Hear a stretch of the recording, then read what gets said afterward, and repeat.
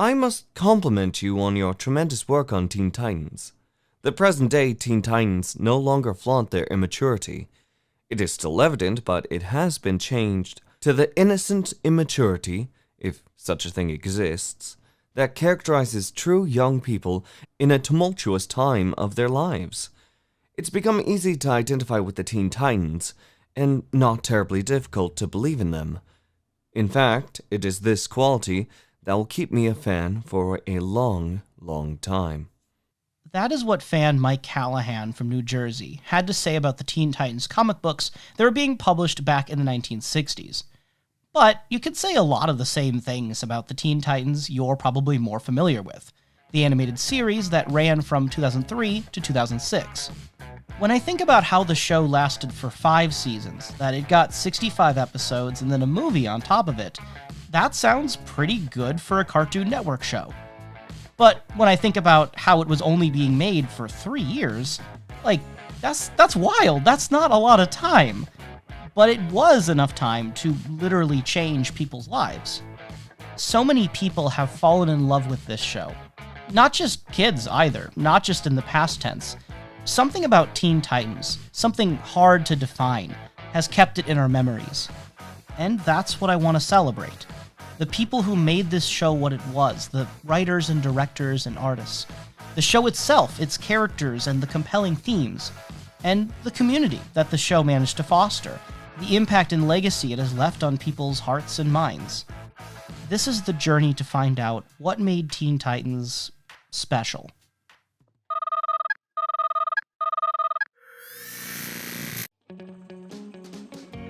Way back in the 1960s, the original Teen Titans comic books started off with 4 young heroes, each one a counterpart to a famous adult DC superhero.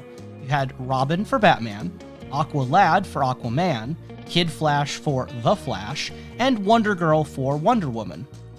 While the adults continued to save the world, the teenagers faced their own problems. Sure, they fought crime just like their older likenesses, but they also dealt with issues that kids and teens deal with. So when cartoons based on comic books started to get more popular, it makes sense why people would consider adapting Teen Titans into an animated series. And it almost happened before 2003. In the 1980s, Hanna-Barbera was planning to produce an animated series based on the new Teen Titans comic books by Marv Wolfman and George Perez. Cyborg, Starfire, Raven, and Beast Boy were going to be there. Kid Flash too. But instead of Robin as their leader, Wonder Girl was going to be in charge. Hanna-Barbera imagined this all as a Super Friends spin-off, and Robin wasn't available because he was in the Super Friends at the time. Obviously, this project did not get picked up, and the idea of a Teen Titans animated series sat on the shelf for about 2 decades, until it was picked up again by Glenn Murakami, an American animator, animation director, and producer. And Glenn Murakami would turn out to be one of, if not the, central person behind Teen Titans. So we're gonna spend some time with him. Murakami had originally wanted to become a comic book artist, but then fate would have it that one of his friends from junior high and high school got a job working on Batman the Animated Series. His friend nudges him in that direction. Murakami applies, and he fails the storyboard test. But the good folks at Warner Bros. Animation see his drawing talent and decide, yeah, we'll take a chance on him anyway. By his own admission, Murakami had stumbled into an incredible opportunity. He was getting to train in animation by working closely alongside the legendary Bruce Timm on the acclaimed Batman cartoons of the 90s as both a character designer and a storyboard artist. Flash forward to the early 2000s, Avril Lavigne is rocking on the radio, and Murakami gets promoted to the role of producer for the new series Batman Beyond. This show ends up being short-lived, but critically praised. Murakami wins an Emmy Award in 2001 for the cult series, and he gets to write for the movie Batman Beyond: Return of the Joker. Now we're in the year 2002. Sam Register has become the Senior Vice President of Development at Cartoon Network, and it just so happens that one of the things Sam always wanted to see adapted was Teen Titans. And it also just so happens that when they bring in Murakami, his vision for Teen Titans is awfully close to what Sam Register already wanted to do. Mr. Register wanted the Teen Titans series to focus mainly on the new Teen Titans material by Marv Wolfman and George Perez. That's the same stuff that the 80s series would have been based on, and it's also conveniently what Murakami himself had grown up reading. In addition to being the show's producer, Murakami also was the character designer and set the tone for the series' unique style, a style people would start calling Americanime or Murakanime. Glenn, like all the guys who work for Glenn and myself, we've all grown up with anime. We've all been influenced by it all our lives. When they showed me the first script for the first of the Titans, I wasn't sure what was going on. We wanted to make a superhero show like no other. I didn't want it to just be an adaptation of an old comic. I was happy it wasn't identical to what I did, as I didn't try to follow what the people before me did with the Teen Titans. Today's generation is growing up with Pokemon and all the shows now available on Cartoon Network, Cowboy Bebop, Gundam, and other things like that. I grew up with Speed Racer and Kimba, and then, in the 80s, with Akira. I'd seen a lot of different things being done with anime, and I thought it was a wonderful opportunity to tell stories in a different way. A very stylistic way. So it just seemed sort of natural that a hybrid would occur. From the start, Murakami and his team knew they wanted to make a show centered around the characters. Exaggeration would express the heightened emotions of teenagers. Meanwhile, when someone was embarrassed and felt small inside, they'd draw the character really small. Like, what sometimes happens in anime.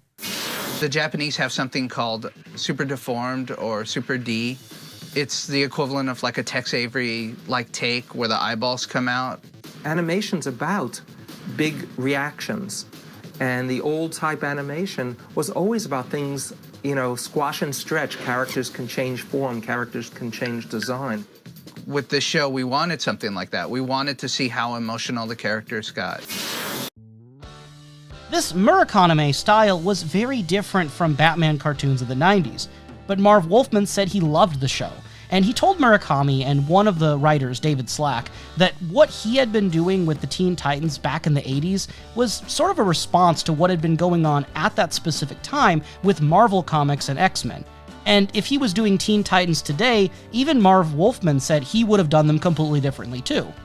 Murakami's longtime mentor and Batman collaborator Bruce Timm was also brought on as a producer, but he would quickly tell people in interviews that Teen Titans was still a quote-unquote non-Tim show, and that ultimately Glenn Murakami had final cut over the series. When we were doing Batman, we kept saying, let's do film noir. It's like Hitchcock or Citizen Kane. The crew was all on the same page. But with Titans, I was looking for the right analogy to use with the crew. At the time, I'd seen Fooly Cooly before working on Titans, so that became a reference. The 6-episode series FLCL, aka Fooly Cooly, has its grubby prints all over the DNA of Teen Titans. Jay Torres, the author of the Teen Titans Go comics that ran alongside the original series, stated in a chat room interview that he himself is a big FLCL fan, and so are the show's animators. Michael Chang, who directed 22 Teen Titans episodes, also posted fan art on his blog and wrote little blurbs about how it was his favorite anime. Sometimes the FLCL influence is blatant, like in the episode Employee of the Month, the way Beast Boy is riding his moped with the helmet and scarf, it's a direct reference to Haruko from FLCL, and if you know the series, I really don't have to say anything about these panels from the Teen Titans Go comic. But FLCL's influence might run a bit deeper than that.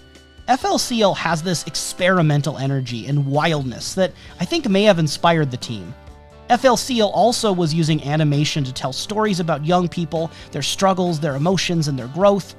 The thing is, FLCL leaned more into sexuality and adult imagery, whereas Teen Titans had to play by a different set of rules. Sam Register wanted a show for 6 to 11-year-olds, a younger demographic than what Bruce Timm had been going for in the 90s with Batman the Animated Series. And I think it's most noticeable in the earlier episodes of Season 1, episodes like Divide and Conquer or Forces of Nature, which admittedly can read a bit like after-school specials, with some really obvious and simple morals about being a good friend and thinking about the consequences of your actions. However, as the series went on, Murakami and his team of writers were pushing the show in a more mature direction. Without stepping over what Cartoon Network would allow, the showrunners had managed to appeal to a much broader audience than the original 6 to 11-year-old target demographic. Writer David Slack said one of the greatest things about Teen Titans was the sheer variety in the fanbase. Circa 2004, 2005, while doing panels and signings at the San Diego Comic-Con, Slack would peer over the audience and see among them little kids, grown-ups, teenagers, boys, girls, men, women. Teen Titans wasn't just a show for young boys, it was a show for everyone. They quickly settled on a core team: Robin, Starfire, Cyborg, Beast Boy, and Raven. These 5 characters were iconic, and they passed what Sam Register called the squint test. The Witch Girl is different from the Space Girl, who is different from the Robot Guy.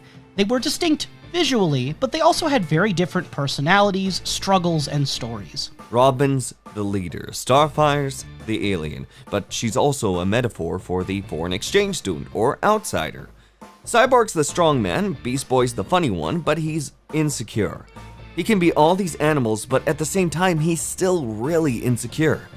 Early on, my whole thing was I wanted to understand their flaws because I thought that's what will make them human. Murakami was tired of hearing how girls supposedly were not fans of superhero shows. His solution started with making better female characters. And judging by how many girls loved the show and the overall fan reception to Starfire and especially Raven, I'd say he and his team very much succeeded. I think the show had such cool, female characters, and I feel like that was another thing I liked about it, was, I was a little girl who, most of my friends were boys, and I was kind of a tomboy, and I was, watching a lot of shows that were aimed at boys, but Teen Titans, they had female characters on the team who were just as badass, and they had episodes like Switched that were entirely dedicated just for them, and I thought that was really cool. Amy Wolfram, one of the series' main writers alongside David Slack, said that when working on Teen Titans, she wasn't just handed the stereotypical girl episodes. Yeah, it hasn't been that way. I mean, I wrote an episode about a car. I think with the right support, you can write anything. I've written a story for just about every character, haven't I, David? Yep, I was gonna say, Haunted was one of our most action-oriented episodes, and Amy did that one with Adam Beechin. I remember telling the licensing folks, I think people are going to really like our girl characters. That's generally not the case. I think sometimes girl characters aren't written with a lot of depth. We've worked really hard to make sure that on Titans, that isn't the case. The third main writer is Rob Hoge, who had previously worked with both Slack and Wolfram on, of all things, the Stuart Little TV series. Hoge was so involved in the Teen Titans community that he'd even post on the popular Titans Go fan forums under a mystery username. I think when we write the show, we write it to please ourselves as well as the kids. We never write down to our audience, and I think that's part of the key to our success. We, as the writers of the show, are also some of the biggest fans. I think writing a show we genuinely love makes for something that people will respond to positively. The writing team, led by Glenn Murakami and also including David Slack, Amy Wolfram, and Rob Hoge, would meet once a week and bounce around new ideas for episodes. And once an episode premise was approved by the network, they'd collaborate again for a story break meeting and figure out that episode beat for beat. The chosen writer for that episode would go type up a 10 to 14 page outline, get suggestions from the team, and click-clack-moo that into a script draft. In most cases, there'd only need to be 2 drafts and then a polished final draft. Once that was done, the new episode would be recorded just a few days later. Now, some things were planned out in advance, but there were also a lot of happy accidents along the way. For example, in Season 2, they designed this larvae for the episode Date with Destiny. And after that episode, artist Ben Jones would start putting one of them in all of his storyboards. He named it Silky, and it quickly caught on as the other artists started doing the exact same thing. So they'd end up with the episodes where Silky is crawling around the background, and eventually the writers figured they had to do something with that. And that's how we got Silky to be in the show as the Teen Titans pet. The writers took liberties with DC characters, sometimes to the extent that DC asked them to change the character's name. The Puppet King was once the Puppeteer.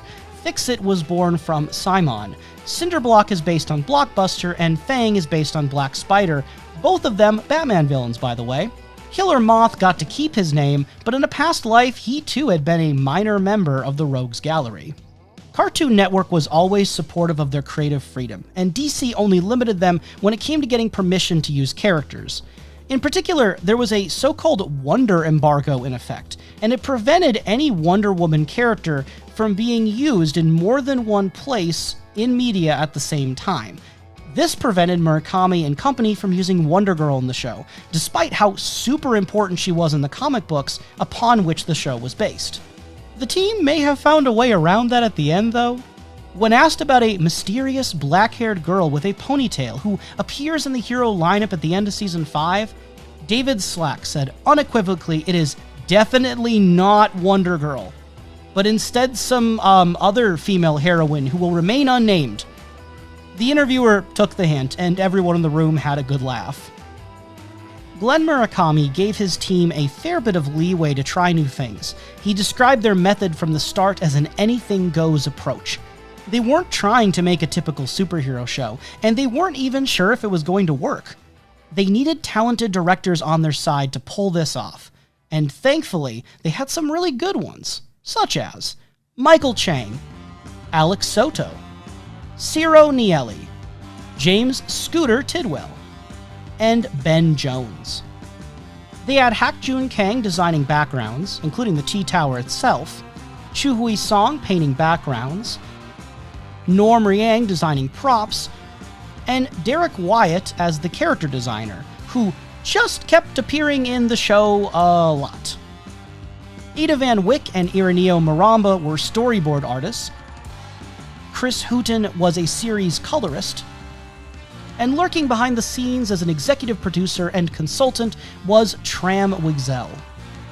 Inspired by Murakami's vision and set ablaze by Fooly Cooly, the team behind the scenes became a tight-knit and special group, which character designer John Suzuki said had a tough-to-find kind of chemistry.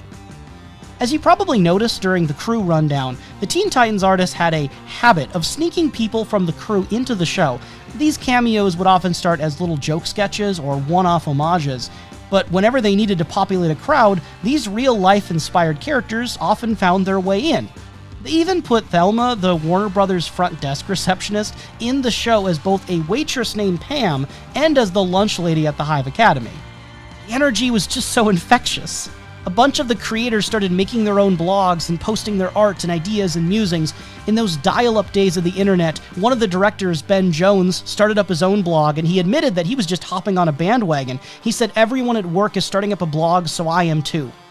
There was a kind of shared spirit among the group. A lot of people loving what they do and proud of their work.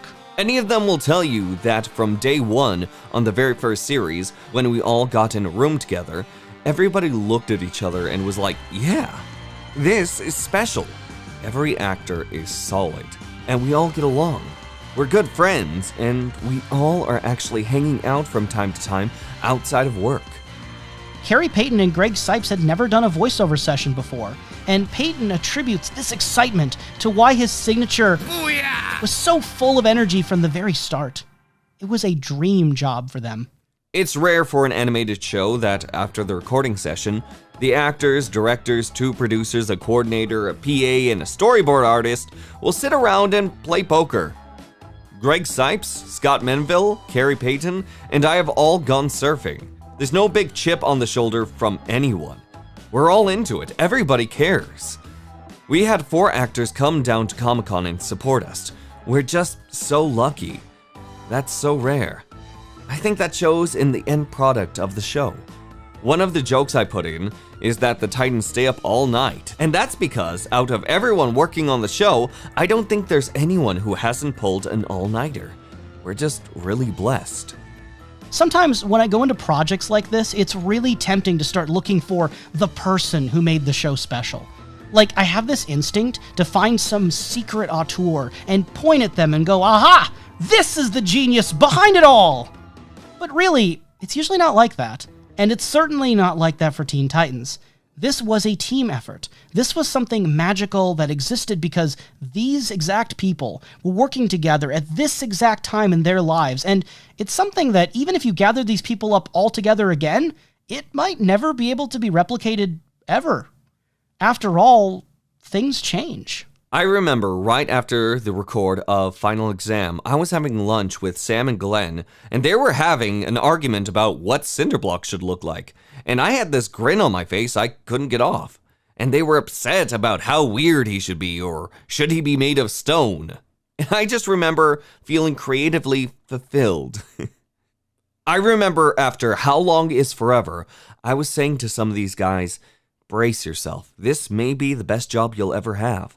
I mean, you could have a job that's more prestigious or pays you more or you have more control. But everyone got along most of the time. And even if we didn't, it was funny that we didn't agree. We had an amazing, dedicated crew of really talented people. At every level, it was like magic. I don't know if that will ever happen again.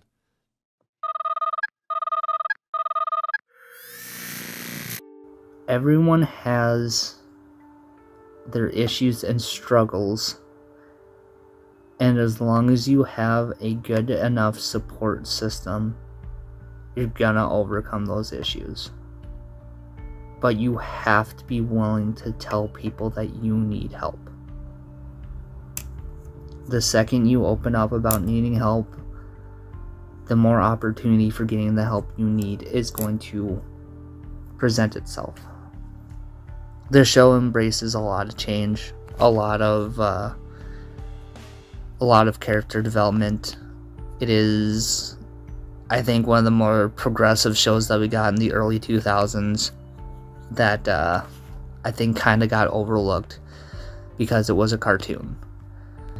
And if, you are feeling like you've got struggles, you can very much relate to at least one of the characters in the show, because everyone had their own very personal struggle, and they got over those struggles, and it was a very helpful show as a kid, dealing with some personal issues, just to see that they were able to portray these characters as having their struggles as well, and making them relatable to kids, teens, adults, literally anyone. Teen Titans is a show about how friends can be your family, how those connections can make you feel not so alone in life. As such, David Slack said it made sense to start the series off with an episode that had to do with this on a basic level. In the first episode, Divide and Conquer, Robin and Cyborg fight to the point where it escalates and Cyborg ends up leaving the team. At the end of the episode, they get over it, forgive each other, and move on. All with very few words, because they both realized that the fight was dumb, and their friendship mattered a whole lot more. Season 1 as a whole really carries on this theme that people need to stick together with their friends, especially for Robin, who is the focus of Season 1's main story arc.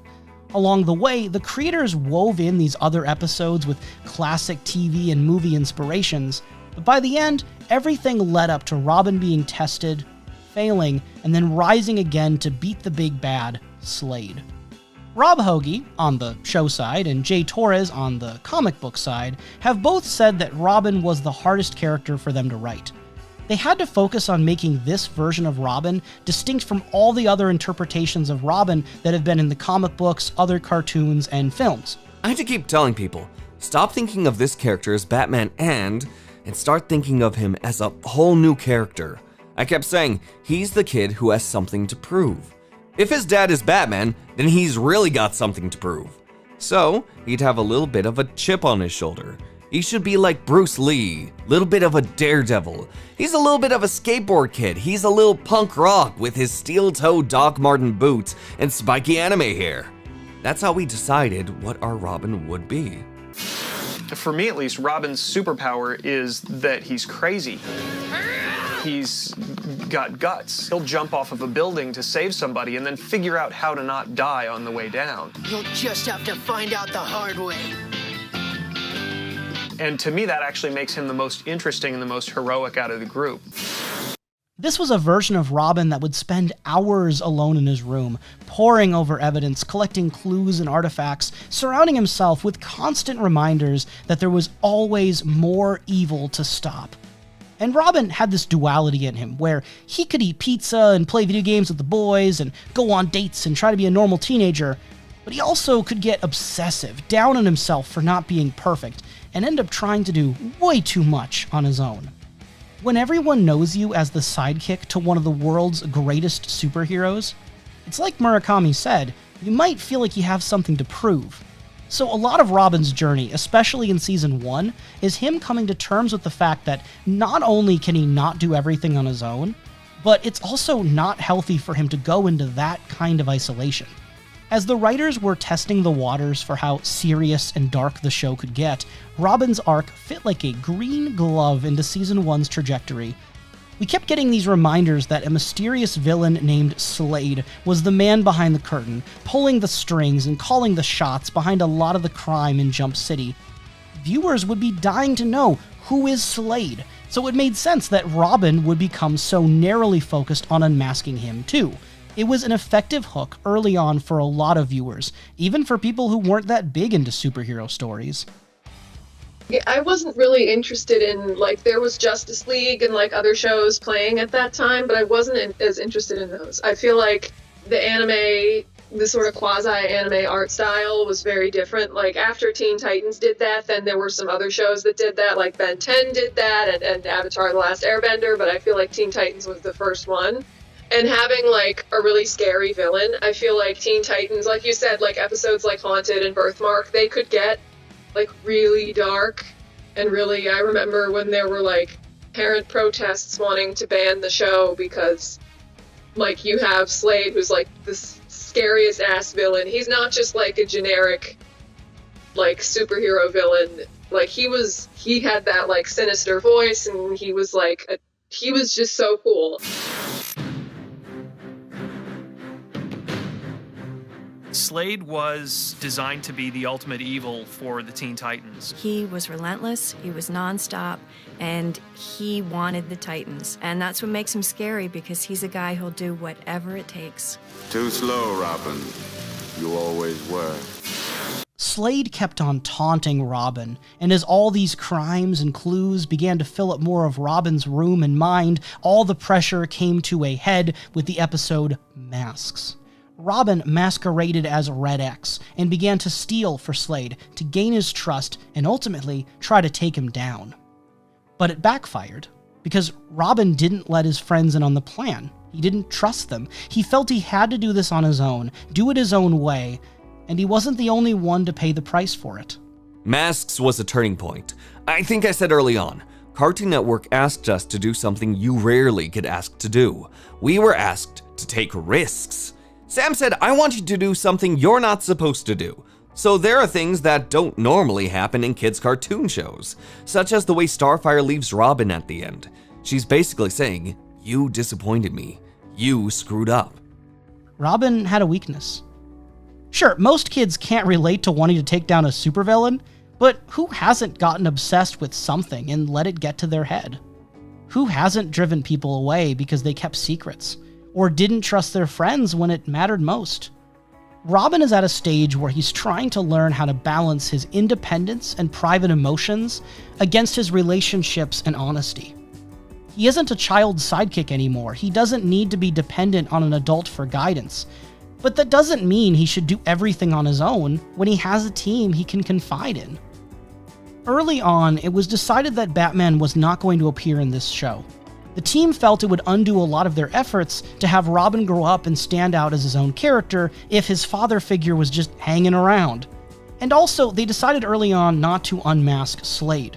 Murakami believed that a compelling mystery was more valuable than any explanation they could possibly give. But they still had to figure something out with Slade. They had struck gold. Ron Perlman's voice was chilling and menacing, but also charismatic and almost alluring. But if all the guy ever did was pop in at the end of episodes to say some cryptic mumbo-jumbo every now and then, the audience's initial interest was eventually going to wane. I remember we asked, what does Slade want? So we thought, it would be the opposite of Batman. The series was a lot about Robin becoming his own man, Robin not having a father figure around. So the villain would be an evil father figure. So rather than Robin looking for a father, we would have the villain looking for a son. It was actually Bruce Timm who observed what they had so far and suggested that the real story of Season 1 was that Slade was trying to take Robin away from his friends. David Slack then realized this could become a metaphor for a custody battle, where Robin is pulled away and literally can't talk to his friends and found family. Robin had been pursuing Slade, and now Slade would pursue Robin. With the Teen Titans, there was always a leader, but everyone worked together. With Slade, it's the inverse, because you don't have autonomy, you don't have a say, you are there to obey.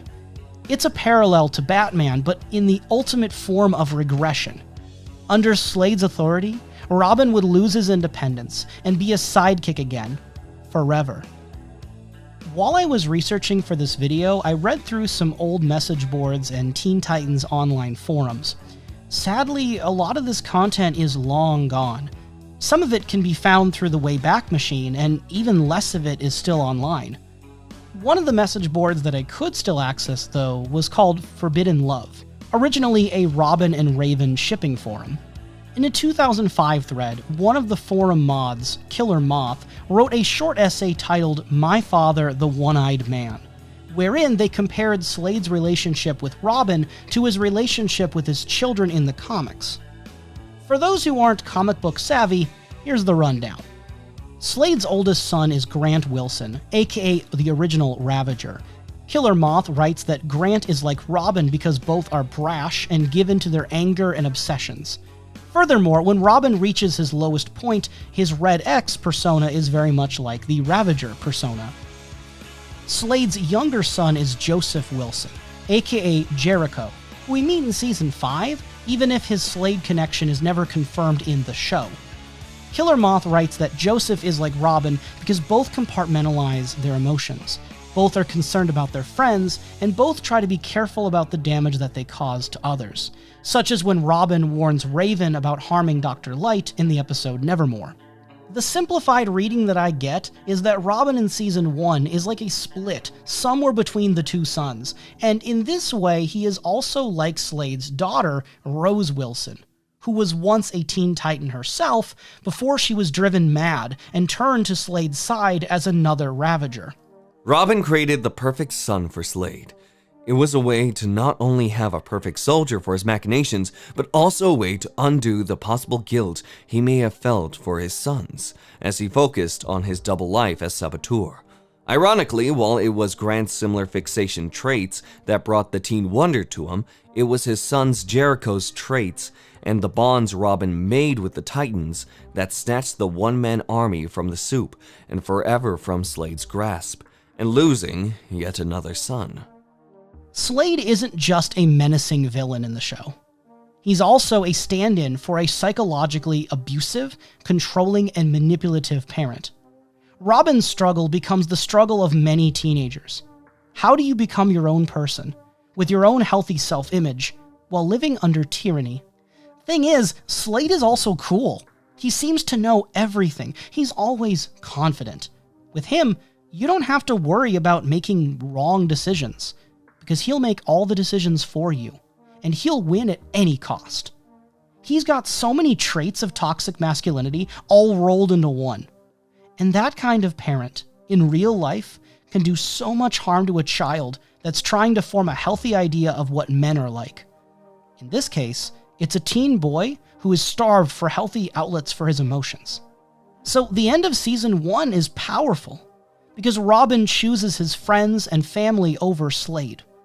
He can be real with his friends, and he can confide in them, especially Starfire with how open she is, and Raven with how much she understands his feelings. Slade is a strangling prison, and his friends are a safe embrace. Both are a type of structure, but only one helps Robin grow. When I was interviewing one of the show's fans, he brought up that one of his favorite episodes was with Robin after Season 1, the episode Haunted. It is the episode where the Titans have to make Robin realize that he has been hallucinating Slade for that entire episode. He's been thinking he's seeing Slade and fighting Slade, and there is no Slade. Slade is not there. He has been in Robin's mind the whole time for that episode. It was really crazy, and it really brought to light the fact that Robin was so traumatized by everything that he went through with Slade that he still thinks that he's around. And he never realized that it wasn't a real thing. Haunted is one of the darkest and most serious episodes of the series, and it's definitely one of my favorites too. Amy Wolfram had this to say about it. We wanted to make sure that what was real to Robin was truly real to him, and that the other characters understood that. Whatever the case, it was very real to Robin, whether it's really Slade or not. I think that's true with children. If they think there's a monster under the bed, to them, there is a monster under the bed. It's real to them, so we wanted to address that. While Robin grew and learned from his experiences in Season 1, the writers were also careful to show that often trauma lingers like a phantom. And sometimes people make mistakes that live with them in unexpected ways. So what I realized was this. Red X still represents Robin, and it's a side of him that he's not proud of. So it became a meditation on the nature of good and evil and the line between them. I thought it was also a rite of passage for Robin. Part of growing up is realizing the answers aren't simple, especially to the important questions. I think in previous episodes, Robin had a pretty black and white viewpoint, so bringing back Red X tended to muddy that line for him a little more. It's all part of growing up. Red X only has a few appearances as his own character. That's separate from Robin. But he quickly stirred up fan curiosity. Just like Slade, people wanted to know who this is. But in the show, we never learn who Red X really was under that mask. And that was by design. Glenn Murakami said that at one point they actually did come up with someone who it could be. But he told interviewers that he wasn't going to say who that was, and then he laughed. What mattered more to the creators was what Red X represented as a challenge for Robin. It's an interesting conflict to put your character in. You have a character that has to fight himself. What happens when Robin is evenly matched? That's how I look at Red X as a character. Sometimes it's that simple. We talk about these stories in a metaphorical way. Robin has to fight himself. Sometimes it's better to say, it doesn't matter who's in the costume. I think you can't get too bogged down in the continuity of things. It gets in the way of telling good stories. Rob Hoge has hinted that they were thinking of revisiting Red X if they had been given more episodes. But still, they were happy with his inclusion in the story as an anti-hero figure, an encapsulation of Robin's isolating rogue tendencies. And regarding that suitcase in the episode Revved Up, you probably don't need me to tell you that they weren't ever going to give a straightforward answer. No, the writers think it's more fun for fans to speculate what was inside, rather than actually just telling you. The only context we get is that Hoge described it as something important to Robin, that is best left a secret among friends. That same fan who told me he liked the episode Haunted also said that now, as an adult, his favorite character in the show is Robin. Just because of how much he personally changed throughout the series, from being a kind of laid-back, edgy teen, I've had a bad past, so everything's just bad, to embracing the fact that those things happen and you just have to move on and live another day. He became the overall, leader hero, which was, super cool. One little example of how much Robin grows throughout the series is in the Season 4 episode, The Quest. He gets back from this perilous and important learning experience with a martial arts master, and when he returns home, he finds that all of his friends are dressing like him and goofing off. But instead of getting mad about it, though, he coolly replies, "You know, Robbins, the mask makes me feel cool, too." And it's like, dang, our boy Wonder is growing up and learning not to take himself too seriously. And honestly, good for him.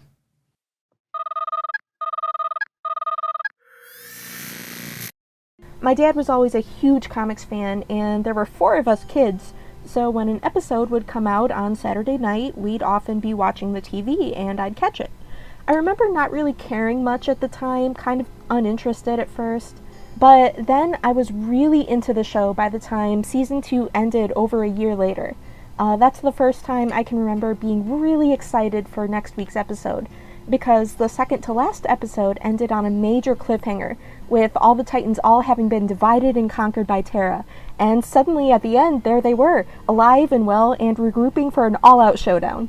I had very strong feelings about Terra. I still do, even if I've come to understand the nuances better than I did at age 10, and I've softened a little bit towards her, but I still couldn't wait to see how they deal with her. Season 2 continues the serious tone in the main story, with another character becoming Slade's apprentice. This time it's a new character, Terra. She's only in a handful of episodes of the series, but somehow the creators, especially Amy Wolfram, managed to make her one of the most compelling, challenging, and nuanced characters in Teen Titans. According to Glenn Murakami, they had wanted Terra to appear more. She was supposed to be in episodes outside of her main arc, and he had even wanted to incorporate her into the title sequence. He felt that that would have made it feel like she was more a part of the group, and it also would have made her betrayal all the more shocking. However, they ran out of time, and that's sometimes how making a TV show can go. Comic book fans might be quick to tell you that this version of Terra and the events that play out on the show have been toned down significantly from the original source material. In the Judas Contract arc from 1984, Terra is clearly evil, and she's also physically involved with Slade in ways that are very disconcerting and not okay. Thankfully, the show doesn't go that route at all, and outside of age-appropriateness reasons, the cartoon version of Terra also works so well because she feels very human and real. That isn't to say that the Terra arc in the show doesn't have its own difficult and controversial aspects. It is one of the most emotionally straining and complex arcs of the whole series. Lately, I've been thinking back to the Disney movies we grew up with, and they're really dark. There's some really dark and scary stuff that happens there, and I don't think it's a terrible thing for children to be scared by something they see on TV, because that's how we learn to deal with being scared. It'd be a bad thing if there was a generation that didn't know how to handle being scared, but writing the scenes with Slade and Robin and Slade and Terra is one thing, but seeing the animation, it's a grown man beating up a teenager. So there's definitely moments where you go, whoa, that's intense. Terra is the girl who can't control her emotions. The girl who feels her life is unstable and as a result clings on to someone older who can promise her that control and stability. With the Titans, she could have healthier relationships, but those relationships can be risky. If she opens up, she could get hurt, and perhaps in her eyes even worse, or even more likely, they could get hurt. So she turns to a toxic relationship with Slade. And since the show does away with the sexual implications of the comic books, the focus here is instead on the psychological appeal in allying with Slade. It reminds me of why someone might be led into a cult. The promise of certainty from someone with so much confidence. The freedom of letting someone else make all of the tough decisions. If Terra feels that she's just gonna mess everything up, she might start to believe that abdicating all of her choices to this older, wiser man might be for the best. Raven is the most initially distrustful of Terra, and part of it could be that Raven is magic and she can sense things. Sure. But I think it probably has more to do with how similar Terra is to Raven.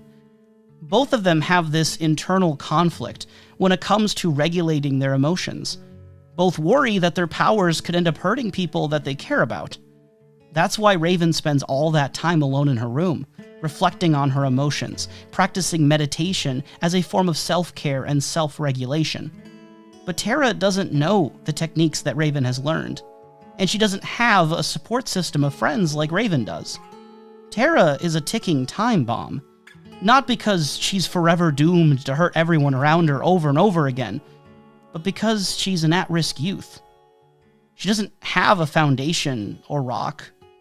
She's always walking on shaky ground. And then I got to wondering, what does Tara see in Beast Boy specifically? Because I don't think the show ever 100% confirms this. I'm gonna launch into a bit of speculation. First off, for those not entrenched in the Teen Titans fandom, one of the most popular and enduring ships has been Beast Boy and Raven. And I think part of the reason why that ship works for people, aside from admittedly how nice the colors green and purple look together, is that Beast Boy is so emotionally open and sincere. For someone like Raven or Tara, who have difficulty trusting other people, Beast Boy is someone who doesn't harbor secrets, and he barely pretends to be anything he's not. Over the years, Beast Boy has learned to respond to his own insecurities by using humor as a defense mechanism. Making people smile and laugh is his way of finding belonging and masking his own uncertainty. I think Raven sees through that. I think Raven perceives that Beast Boy isn't actually as stoic as he pretends to be. But I don't think Tara can see past the image. No, I think Tara genuinely believes that Beast Boy isn't bothered by things, that he doesn't have big fears or doubts. He probably seems strong. Everything washes over him, and he just laughs it off. When she starts to think that Beast Boy told the others she couldn't control her powers, I think the betrayal got magnified. Beast Boy was simultaneously someone she felt comfortable with, enough to let her guard down, while at the same time, someone who exemplified all of the strengths that she wished she had. Beast Boy, in the comics, is also known as the Changeling.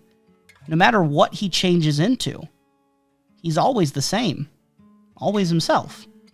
And that is a kind of stability. Tara's arc has this recurring motif of reflections. Beast Boy, channeling his inner Nirvana fan, gives her a heart-shaped box, which in turn reflects her image in the glass. Tara looks at her reflection twice in the diner, once in a spoon and next at the window where Slade is. And the climax of the episode Betrayal takes place in a hall of mirrors. Tara is the girl who doesn't like what she sees in the mirror because she is hyper-aware that what she sees in herself isn't what other people see in her. And the more Beast Boy and Robin and Starfire and Cyborg believe in her, the more that gap widens, and the more that dissonance looms large. At least Slade doesn't expect good things out of her. He expects her to be exactly how she sees herself, a walking disaster who harms other people and is a weapon to be wielded. I think the very important thing with Tara was to drag you back and forth with her, to make you like her. Then you hate her. Then you like her again. Then we make you hate her again. Because Tara is the bad friend. The kid you know that, well, something isn't right there. Something's going on. I was looking at the last pass of the final script, just bawling my eyes out. I mean, she's just lost. Something inside her hurts so bad that right and wrong don't matter anymore. And I think the best told stories stick to your ribs. That you find yourself thinking about them later on. The key is to give enough so the story makes sense, but not enough that you tell them everything. I think everybody I know knows somebody who got lost in life. Somebody that couldn't hang on like the rest of us could. And they'd get involved with bad people or drugs or whatever. Whether Tara is or isn't evil, I cared about her.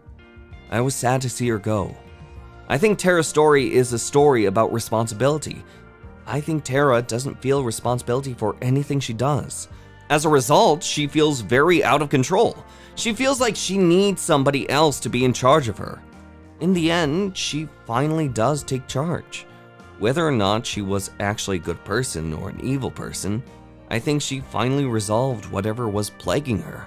She finally found some real spine and real courage.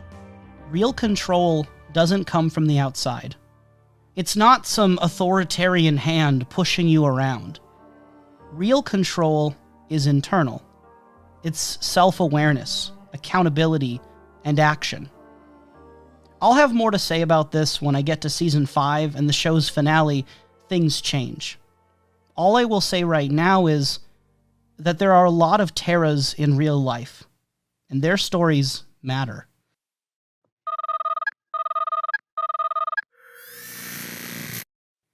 David Slack referred to Season 3 as a lighter arc. When compared to Robin and Terra's abusive relationships with Slade, and what was about to come in Season 4 with Raven's demon father, I guess the literal cult leader is a lighter and less uncomfortable threat. Instead of the villain who was in the shadows, he was going to be very flamboyant, and he wanted to be in the spotlight, and he liked being a villain. He liked being in control of the Hive Academy. So that was the take we had with Brother Blood. With Season 3 came some challenges for the creators. The first 2 seasons had both dealt with Slade and him wanting an apprentice. Now, the trick had worked twice, but they needed something new. Glenn Murakami would later admit that he didn't really think the Brother Blood arc ended up working. He says he was already burnt out after the emotionally charged Terra arc, and I suspect that he might not have been the only one on the team facing that level of strain and creative frustration. We wanted to do Brother Blood, but we couldn't do Brother Blood as a cult leader who hangs out in a pool of blood. We were afraid he'd be too similar to Slade. I think it was David who said we shouldn't do another guy who hides in the shadows, says short, scary lines. So we made Brother Blood more flamboyant. He craves the spotlight. He likes being a supervillain, whereas Slade is a loner who keeps to himself. I felt as the character went on, he became more like Dracula. That kind of worked for me. He became a very difficult character to figure out. There were a number of things we couldn't do with him, things that wouldn't be appropriate for a 6 to 11-year-old cartoon. We weren't trying to water down the character, so maybe it didn't quite work. I didn't feel I had a great handle on who Brother Blood was. Another challenge was the Titans East. Sam Register wanted this second team to be a big part of the show, but Murakami and the writers only planned for it to have as much involvement as it ended up having. Murakami specifically felt like sometimes they were doing a spin-off show whenever they made those Titans East episodes, because they were detouring so far from their strong core 5 characters. It's tricky when you bring in a second team. You want them to be cool, but you don't want them to be so cool the audience goes, "Wait, I want to watch a show about them now!" So you have to keep the 5 Titans the coolest. While the original Titans passed the squint test, the writing team had difficulty making the Titans East stand out. It was hard for them to make Speedy and Aqualad not too much like Robin. The voice cast helped. David Slack specifically thinks that was the case for Aqualad. But I'd be lying if I said I ever thought of Speedy as anything other than discount Robin. And the third challenge, when it came to making Season 3, is a bit more difficult to parse out. It has to deal with the focus character for the main story arc. He's not necessarily unpopular or disliked, but he also, at the same time, was not as much of a fan favorite as Robin, Raven, or Beast Boy. I think a lot of people don't like Cyborg. I think the problem is he comes across as being one note. I saw him as the kid who suddenly got a man's body. He basically went through puberty overnight. He went from being a teenager to being the biggest kid to being the most powerful. So he didn't quite know how his body worked. But we didn't get into that too much. And then when we did, the character sometimes came across as whiny. We talked about the Thing a lot. We didn't want him to complain that he was a robot all the time. Cyborg is the oldest Titan on the team and definitely one of the most balanced and mature. And I'm not sure if that landed for everyone. Cyborg could be a serious and dramatic character, but he wasn't ever as cool and edgy as Robin or Raven. Cyborg could also be a comedic, funny character with his waffles, but he wasn't ever as consistently goofy as Beast Boy or Starfire. Cyborg always existed in the middle of things. Because he was the oldest, Murakami posited that Cyborg could be the first to leave the group. When Sam Register was pushing for Titans East, I'm not sure if Cyborg leading them was always part of the conversation, but it does make sense from a practical standpoint as well as from a character standpoint. Every one of the Titans is an outcast.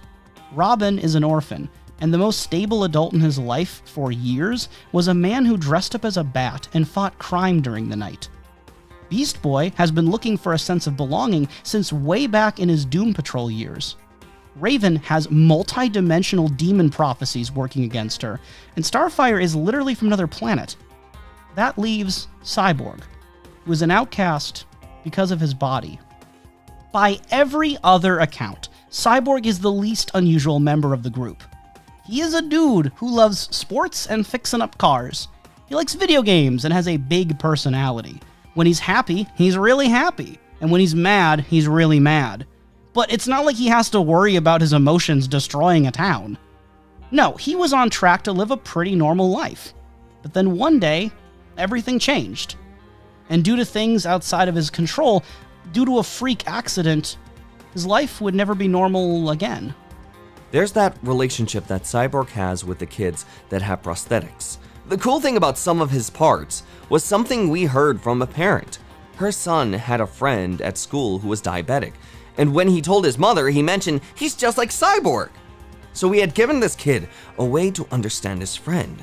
Just because he had diabetes, it didn't mean there was anything wrong with him. So that was really cool. Cyborg never chose to be this way. The same way that people don't choose to be diabetic or need prosthetics. He feels this real dread about becoming a machine, like in the episode Sum of His Parts. And obviously, the fear of becoming fully robot is not something that a lot of people, whether children or adults, can relate to. But what is relatable is that feeling of not wanting to be seen as, or defined by, only one part of who you are. Cyborg needs to be aware of his limitations, and know what he can't do that other people can do. But the flip side is also true. He needs to know his strengths and ultimately find value in the totality of who he is. The most important thing was to do a show about interesting characters who just so happened to have superpowers. We tried to show both the upside and downside to those powers. Like with Cyborg, kids ask, why am I too tall? Why am I too short? I think those are human traits. I thought that was the best way to interpret the material. Not everyone is 100% happy with themselves. When someone is perceived as being different in some way, sometimes other people feel scared or threatened by that difference. Others, by contrast, are like Fix-It and Brother Blood, who end up treating that difference as somehow special, something that makes this person better than everyone else. Both perspectives, whether you're demonizing or idolizing that difference, end up reducing the person to only that difference, to only what makes them different, and as a result, miss the whole picture. Cyborg's story throughout the entire series is also about knowing his limitations, knowing that he can't do everything. David Slack pointed out that using Billy Numerous in the episode Overdrive kinda nailed that point home. You can't be everything everywhere all at once. You'll only end up spreading yourself too thin. It was now about trying to do too much, which seemed to fit with Cyborg's personality. He's someone that loves life too much. It's conceivable he would want to do it all. So we addressed another problem with kids today. Many of them are overbooked. They have school, after-school activities, things on the weekends, and trying to watch Teen Titans on the weekends. All their hours are accounted for. Season 3 is not my favorite season. It really never has been. I've never cared about the Titans East, even when I was a kid, and I don't have much to say about them. Brother Blood works as an evil schoolmaster or principal, but he never was a hit like Slade. All in all, this is the main story arc that's the most meh to me. But the writers gave Cyborg a chance to go to school and feel normal again.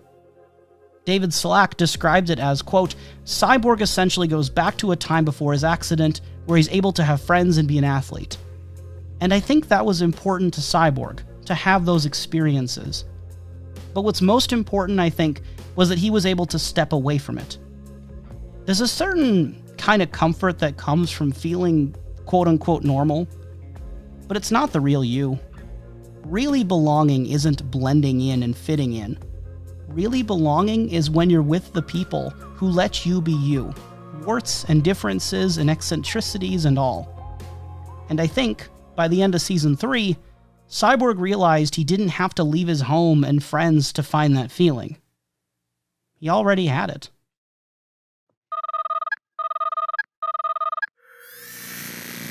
When I say that, like, Raven was my favorite, I feel like she was everybody's favorite. I feel like there were a lot of, like, goth tweens online at the time who, like, connected with Raven and, you know, were posting angsty stuff on LiveJournal about, like, how they connected with Raven. But for me, like, it was a little different. I feel like, I don't know, I didn't like Raven just because everyone else liked Raven, if that makes sense. Raven is definitely my favorite. I relate a lot to her, and I find her origin story really intriguing. If I'm being honest, my favorite part of the series is Raven, closely followed by how adamantly the show sticks to the theme of found family and dearly loving your friends. Explaining why I'm so attached to Raven gets pretty dark and personal, but let's just say I was a loner who didn't really have any role models in my life. And when I saw Raven going through some of the same things I struggled with, maybe not exactly the same, but similar enough to find parallels in every direction, I was really encouraged. And seeing her triumph over those things gave me a lifeline. It gave me a safe space to process my struggles, and seeing the next episode gave me something to look forward to. As a kid struggling with undiagnosed and thus untreated mental illness, having something to look forward to literally saved my life. Seeing Raven triumph over her struggles, finding friends that love her even if they don't always understand her, overcoming everything in her life that predisposed her to be bitter or horrible or evil, gave me a lot of hope and reassurance that there was something out there for me too, that I would find my place in the world with people who love me for who I am. To say that Raven was popular is an understatement. She appeared at the exact right moment for a lot of tiny emo kids and edgy teens during the early 2000s. And from what I've heard, the strong reception for her in the show also boosted her resurgence in the comic books. Raven's main arc is in Season 4, but the writers had already given her some great development before that. One of the fan-favorite episodes of Season 1 is Nevermore, which is the first episode dedicated directly to Raven, and also one of the first episodes where it really felt like the writers had nailed the tone. When Glenn and I were talking about it, he mentioned, well, if the story is about them getting to know Raven better, shouldn't they just go inside of her head? And that just cracked the whole thing wide open. That was my first undiluted taste of Glenn's genius. He approached things from this utterly unique standpoint and creates from a sense of internal emotional logic. From then on, the episode got really interesting to work on. Nevermore was also the audience's first impression of Trigon, who'd grow into the main antagonist of Season 4. Unlike Slade, I feel like Trigon in the show is less of a developed personality on his own, and more a distillation of a nightmare. Slade is a man. Brother Blood is a man who wanted to be a god, and Trigon is a god, presiding all-knowing and all-powerful on his throne, more a living embodiment of the concept of authority than a real character. But to Raven, he was always the biggest threat. Raven was born with a prophecy that one day, on her birthday, she would be a portal through which Trigon would enter her world and lay waste to the earth. It was the heavy weight Raven always carried, that one day she would end the world, and all she could do in the meantime was try to hold back that power, hold Trigon back for as long as she could manage. What Beast Boy and Cyborg learn from going inside Raven's mind, and what Starfire learns when their bodies and powers are swapped in the episode Switched, is that Raven does have strong emotions. She may act quiet and low energy, but inside, she still feels everything. Raven can be happy and feel bursts of energy. She can be afraid or lazy. She can be brave and full of rage. Raven feels love and loves her friends dearly. But the moment she gives in to those strong emotions, the moment she gets swept up in it, that's the moment it can throw off her balance and cause trouble for herself and for others. Beast Boy might see it as creepy. Starfire might take a while to understand why it's important, but Raven needs that time alone. Probably more than any of the other Titans, Raven has done a lot of introspection and knows herself. It's where a lot of her maturity comes from, and a lot of her perspective. But when you're the weird kid, when you feel like you have to put up walls so other people don't get hurt or so that you don't get hurt, there comes the loneliness. Just because someone needs to be alone sometimes doesn't mean they like feeling lonely. Raven thrives on solitude, but if she's truly alone, that's when the fear sets in. It's also why I think the episode Spellbound is important. Raven finds a spirit living in one of her tomes, and then she bonds with that dark and misunderstood entity, finds that she can relate to it, only until she finds out, too late, that this person wasn't really like her, wasn't someone trying to keep a monster out. He was the monster trying to get out. David Slack described it as an episode about the first bad boyfriend, where the book is like an internet chat room, and Malchior is someone pretending to be something he's not. Part of what makes Raven so compelling is that she's strong. Even before her main character arc in Season 4, she always had endurance and ways to cope. She could forgive her friends when they crossed boundaries. She could explain her needs and wants, while also being open to the give and take of trying new things outside of her comfort zone with her friends to help meet their needs and their wants too. And when she's vulnerable and hurt by Malchior, Raven doesn't hide away forever. Instead, she embraces the people who genuinely care for her and make her feel less alone. So when the viewers see how much Trigon scares her, I think it hits harder. Raven is strong, and yet even she is afraid of Trigon. Not just because Trigon is powerful, which he is, but because he represents scary things.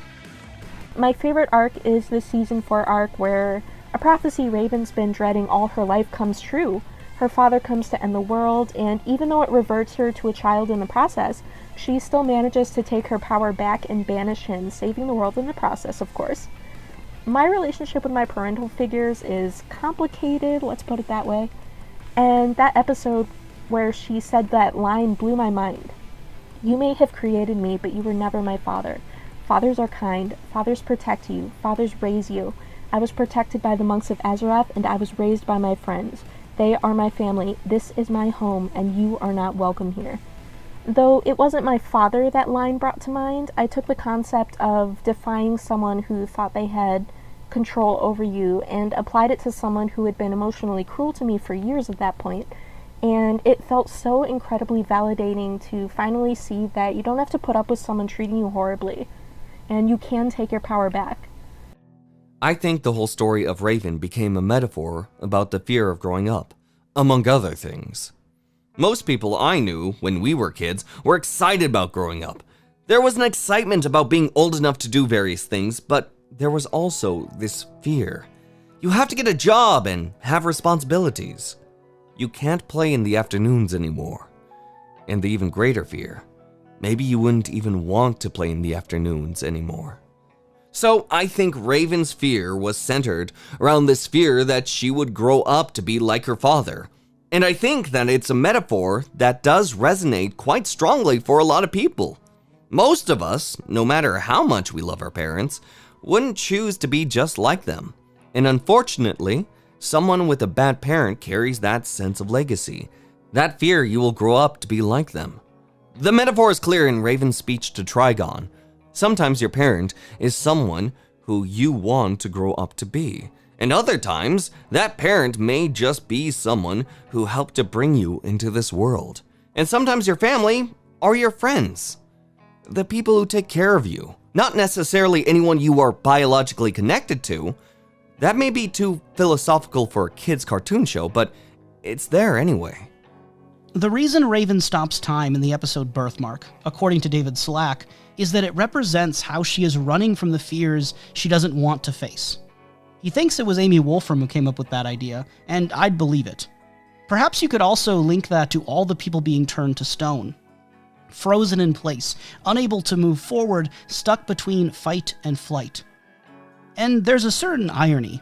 If you're so afraid of being trapped by a fate that you freeze up in fear, by doing nothing about it, you're the one binding yourself to a destiny. Raven is strong, but even someone strong is afraid sometimes and needs support. When Trigon's forces are winning, when defeat seems imminent, her friends still fight for her even after she's already given up. Beast Boy even transforms back into the were-creature, a form he had taken in the past to protect Raven in the episode The Beast Within. And it's Robin who reaches his hand out. Robin who didn't see inside her mind or switch powers with her. Robin who might have understood where she was because he had been in dark places. He's lived with fears, obsessions, and regrets. And he's known what it's like to give up on yourself, only for your friends to still be there for you. It's the child Raven that he is able to reach, the part of Raven that feels the weakest, the smallest, and has the most shattered sense of trust. Robin has to remind her of who she is, wake her up from this nightmare, and believe in her that she can rise through this. Well, I didn't want to depict a complete lack of hope. That's one of the great things about the Titans and young people in general. You can have an adult say, "This is an impossible situation with absolutely no way out." And any kid will just say, "Well, I'm gonna try anyway." They don't know the meaning of giving up in that type of situation. Here, the world is taken over by Trigon and it's now flame and ashes. But as long as there's one glimmer of hope, these guys are going to go for it. And that's what I love about these characters, especially Robin. He's such a tenacious character. He's even going to team up with his worst enemy to make sure his friend is safe. Trigon is defeated, and Season 4 ends on a strong, high note. Behind the scenes, Murakami decides that they couldn't take the Titans back to where they'd been. It's like, when the Titans defeated Trigon, they graduated. When they started out, they weren't quite superheroes, but after Trigon, they proved themselves as superheroes. So we wanted to take them into a bigger world and face a problem that was big. And I know some viewers didn't like that, but I felt our characters needed change. They needed growth. I think after 4 seasons of seeing the group together as a team, we could split them up a bit. We all agreed it would be interesting to take the characters out of their element. And thus began development for Season 5, the final season, and the one that would change everything.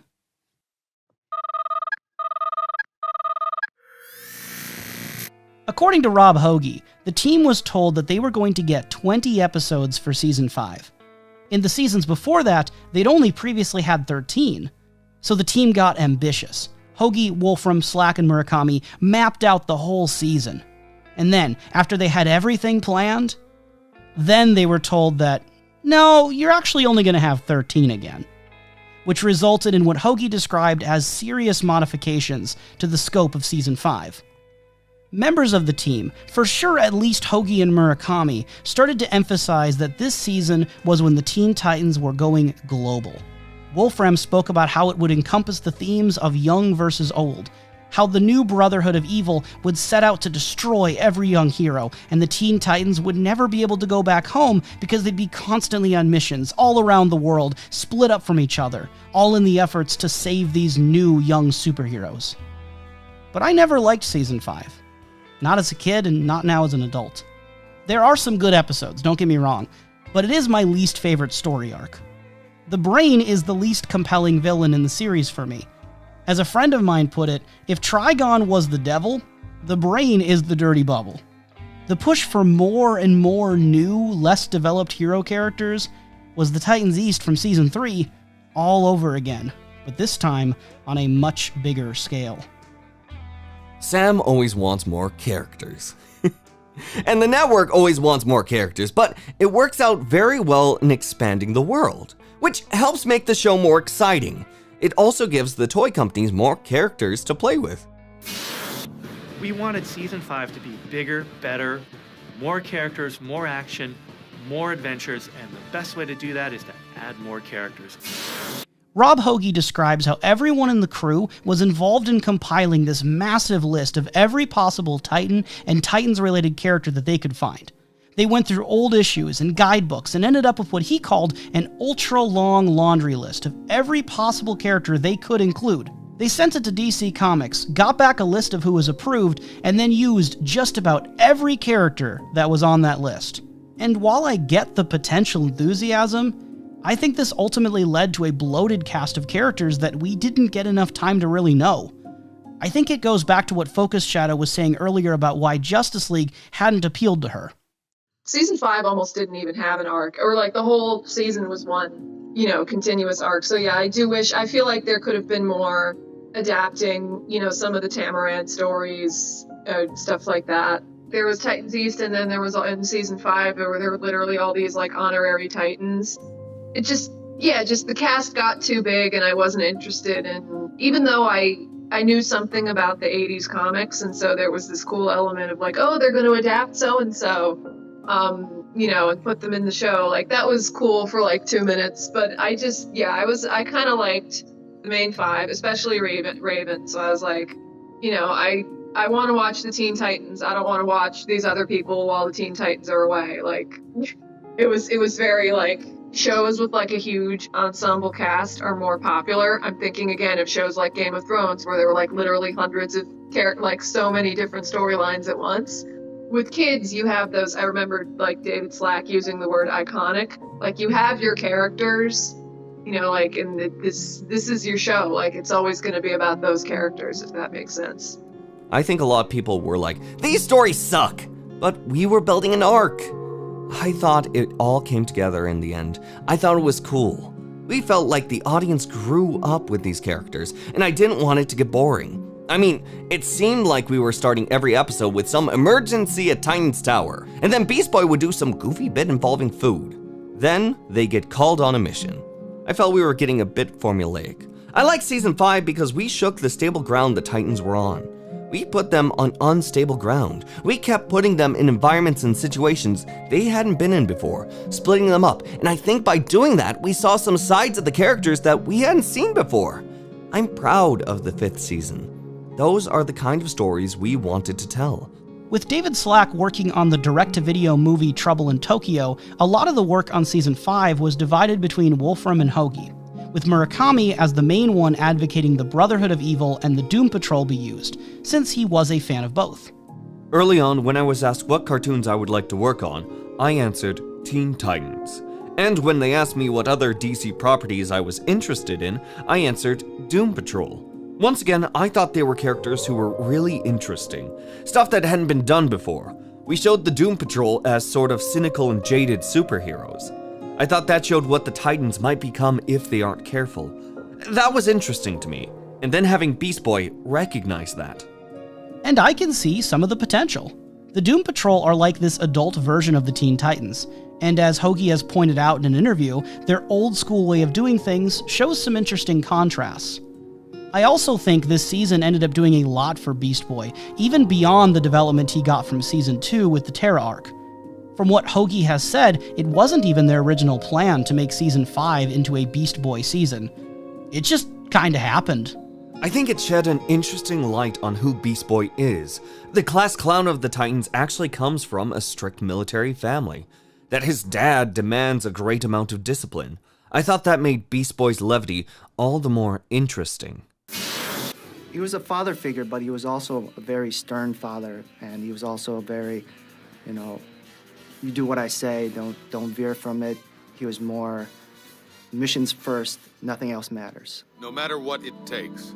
That was the oath the Doom Patrol swore, Beast Boy. Season 5 is about Beast Boy in many ways. It starts off with him and his family, and it ends with him and his family in a different way. Around this time, there was a series of official comic books being published called Teen Titans Go. Not to be confused with the show later called Teen Titans Go or the comic run that would be based on that. I'm still reading these comics right now, and I'm on issue 34, but there's this great moment in one of the earlier issues that goes a bit into Beast Boy's childhood with the Doom Patrol. Elastigirl was his mother figure, and sometimes when he was really young, he'd refuse to go to sleep at his bedtime. Like a lot of kids do. And sometimes what he'd do when he was told that he had to go to bed is he would turn into a frog. And so Elastigirl would pick him up, carry him as a frog to his bed, lean over and kiss him goodnight, and say, "Good night, Prince Charming." And then he'd change back to normal, and he'd reply while settling into his bed, "Good night, fair maiden." And then he'd go to sleep. And right away, as soon as Elastigirl shares this story, Mento accuses her of having babied him too much, that the boy needed discipline and direction. Elastigirl counters that Mento was too strict, that Beast Boy also needed affirmation and affection. So all of a sudden, a lot of Beast Boy's character just clicks into place, between what we get in the show and little snippets like that in the comics. He's insecure and constantly seeking attention, in large part because his first found family was so dysfunctional and uneven. A father who was only order, and a mother who was only affirmation, but with no proper balance. More than anything, Beast Boy wants to know that he's cool, and he doesn't know that he is. So he's kind of all about getting that affirmation. He's always trying to make people laugh. See? She thinks I'm funny. Statistically, I suppose someone has to. When an interviewer brought up to Glenn Murakami the idea that the whole series could be viewed as Beast Boy growing up, this is what Murakami had to say. Well, he's the youngest character, so you learn the most through his eyes. I also like that Beast Boy started out as being similar to Robin. He was a sidekick and he was very serious. And then he realized he should lighten up. We also talked about Beast Boy being a military brat. As a kid, he moved around a lot. He didn't have friends. He didn't really have a home. So that's why he takes to the Titans so much. So it's like a family, and that's his home.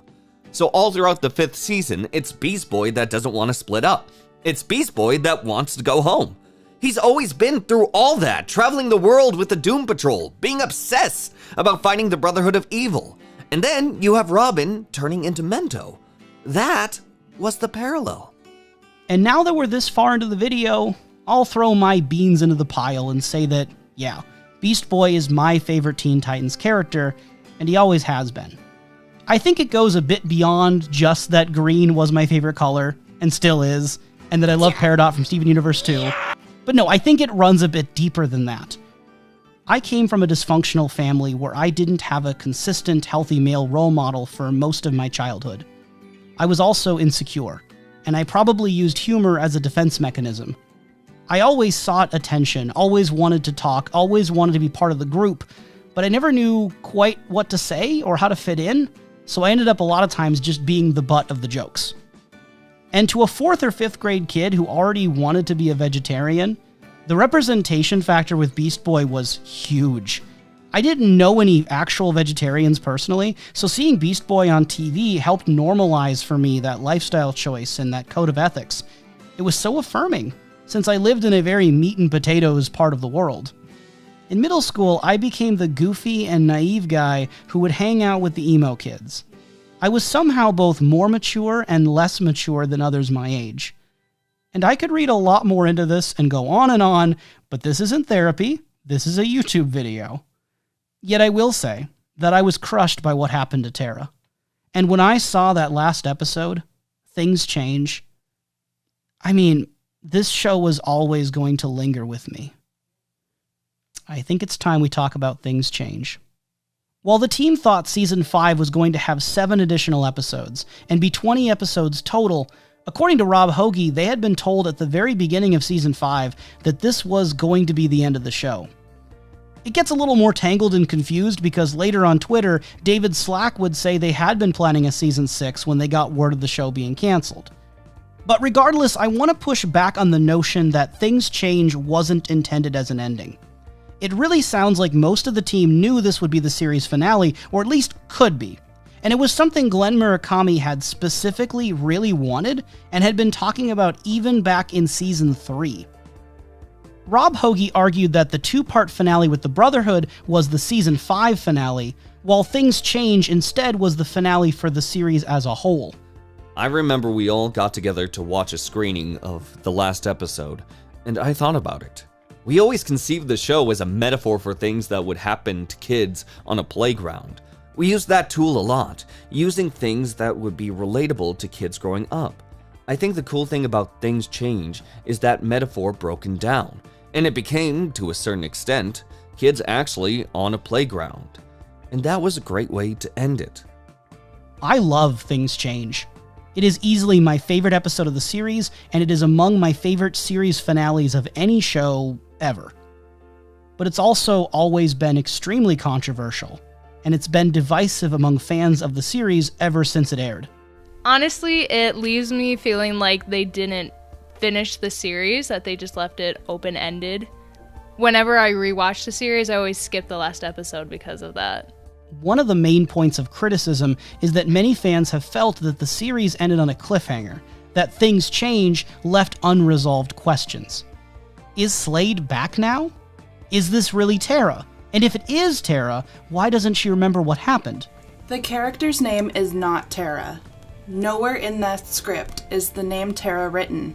The character is named Schoolgirl.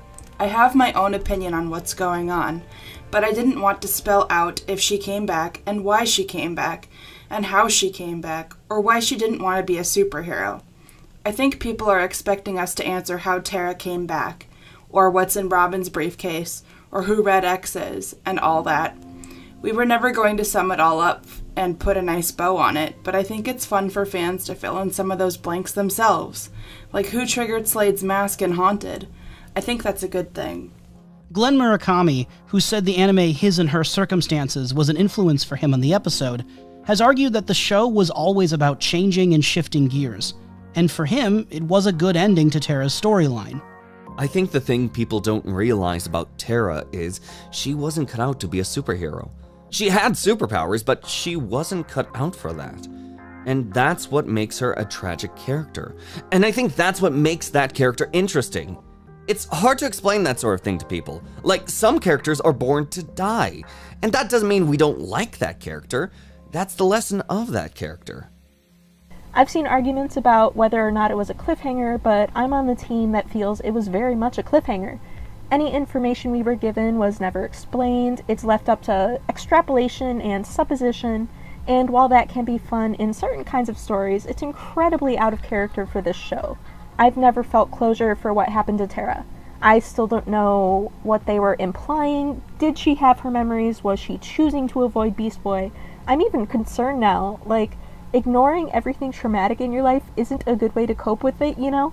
How's she handling it having come out of that experience? Because I don't know if she was aware or not while she was a statue, but I imagine not because she was a statue. And if that's the case, she woke up right after having nearly died. And after standing up to a manipulative, abusive man and her friends threatening to kill her. Dear gods, that ending was not the catharsis I want in a story that's so messed up. I very much like my stories to end with closure and a happy ending.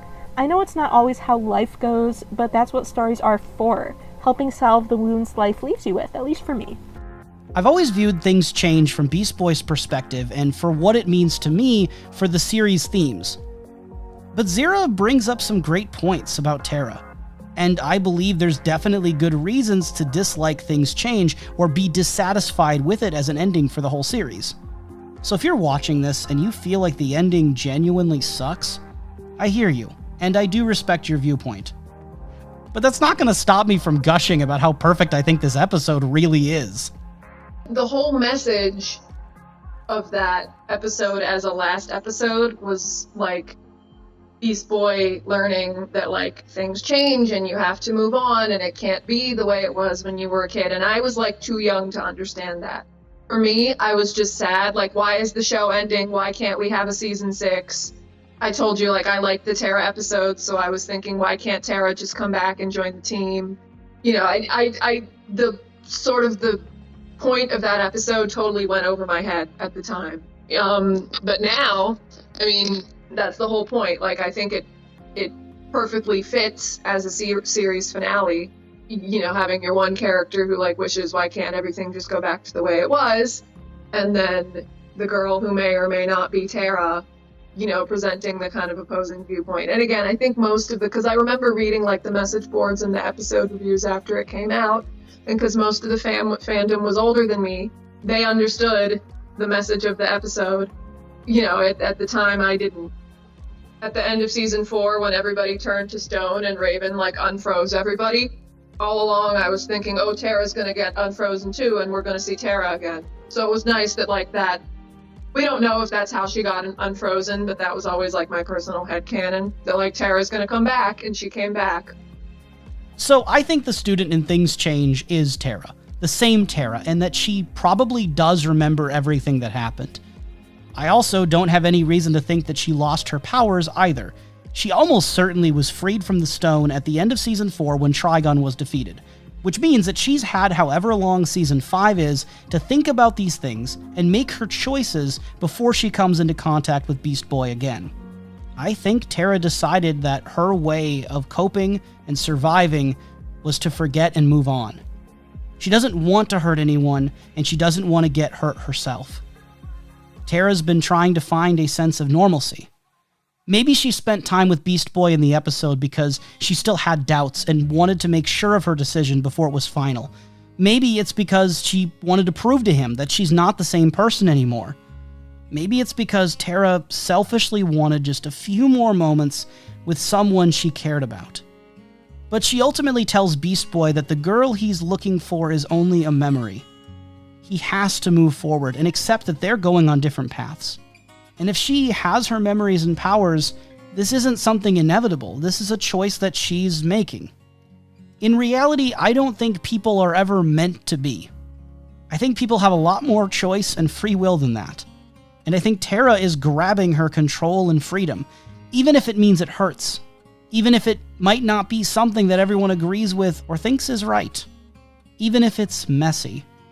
And I suggested that she still might have feelings for Beast Boy, but it's also possible she doesn't anymore, because she doesn't always have to feel the same way.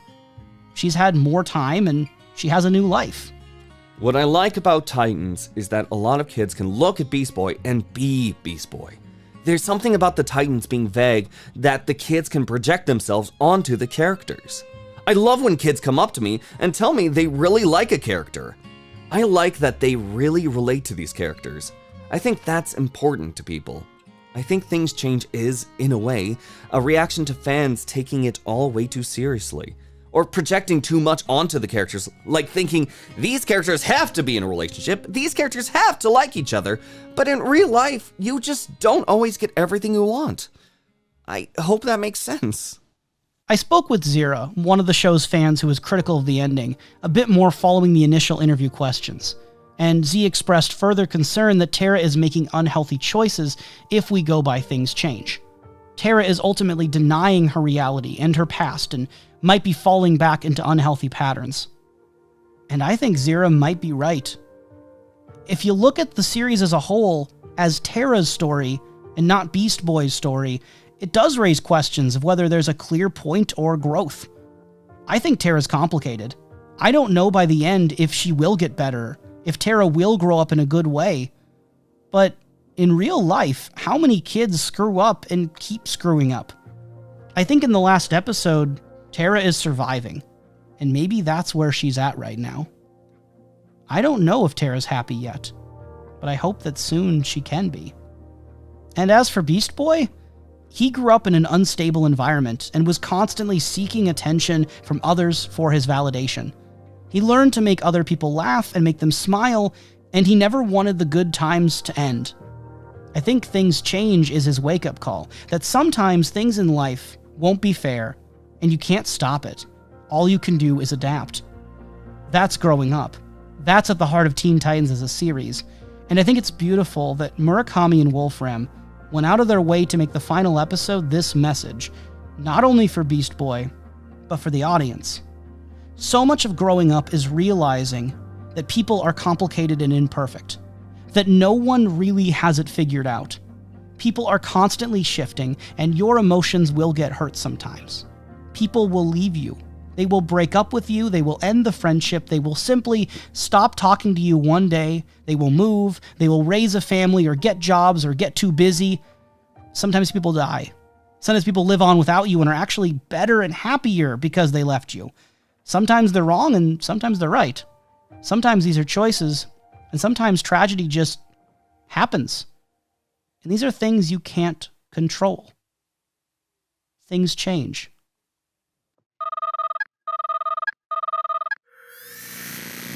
Wil Wheaton, the voice of Aqualad, said in his podcast that there had been a meeting where a bunch of shows had to repitch their ideas, no matter if they'd had 3 episodes or if they'd been on for 5 or 10 years. This correlates a bit with Rob Hoagie's account, that apparently Sam Register at Cartoon Network had proposed rebranding the Teen Titans series, Wolfram and Murakami had followed Register's lead and submitted this proposal, and it was declined. There's been a lot of dispute about why Teen Titans was canceled. It appears it was still popular, but at 5 seasons it was already long enough that maybe running reruns was more profitable than continuing to produce new episodes. Wil Wheaton also thought that Teen Titans merch would have continued to make money and didn't think canceling the show made much sense at all. Jay Torres, the writer for the original Teen Titans Go comics, said in a chat interview that they all thought there was going to be a season 6. Slade was going to return, either in the next season or in a direct-to-video movie. Rob Hoge was one of the hopefuls that thought maybe Teen Titans could continue through direct-to-video installments. If Trouble in Tokyo sold well, maybe they could get another movie and just keep going that route, as it seemed Warner Bros. Animation and DC were looking more at standalone animated movies for the future. And he did clarify that it was Cartoon Network who canceled the show, not Warner Bros. Or DC. Now, suppose we lived in an alternate world where Register had succeeded, and the proposal from Murakami and Wolfram had been accepted. What would this rebranded Teen Titans series have looked like? Amy Wolfram says that they would have expanded on the characters introduced in Season 5, and there would be Titans towers all over the world. For example, Argent would have a tower in London. There would still be the core 5 Teen Titans, but there'd also be more and more of the other characters as well, and the whole world would open up. It would, very fittingly, have been called New Teen Titans. There would have been 24 main characters, incorporating the main Teen Titans, the Titans East, some from Season 5, as well as some new ones they'd be introducing. Phobia was going to be there, and even Slade's daughter, Rose Wilson, was slated to appear as Ravager. Character designer Derek Wyatt behind the scenes was pushing for them to use Honeybun and Mr. Twister. They were talking about the Ant. Murakami wanted to return to Thunder and Lightning and bring back Red Star. The team talked about turning Speedy into Arsenal. There's a lot of character speculation and a sense of the series' global scope, but details on what the plot would have actually been like, it's pretty scarce. Derek Wyatt suggested that the story was going to involve the dimension where the monster from Things Change came from. But that's all I really was able to find. I think fans of Season 5 would have found a lot to like in this show, and perhaps it would have given a chance for some of that season's characters, like Argent, to really shine and develop. But for anyone who wanted the show to stay focused on the main team, I don't think the new Teen Titans would have really felt right. For how much fans over the years have wanted a Season 6, I don't actually know if that approach would have resonated with most of us. When I say fans have wanted a Season 6, I mean they fought for it. There were petitions, letter-writing campaigns, staff members urging fans to buy the Trouble in Tokyo DVDs in order to show their interest. But it didn't change anyone's minds, and now it's nearly 20 years later. I always saw frontrunners talking about how they wanted to do a Starfire season, and I would have loved to see that. I would have enjoyed learning more about Raven, of course. I always did wonder what the cartoon creators were thinking when they had her mother say, "You always had the love of your people," because that is very much not how it went in the comics. In those books, people feared and hated her mercilessly. Like, I want to know what that means so much, and I very much would have liked to see more closure with Tara.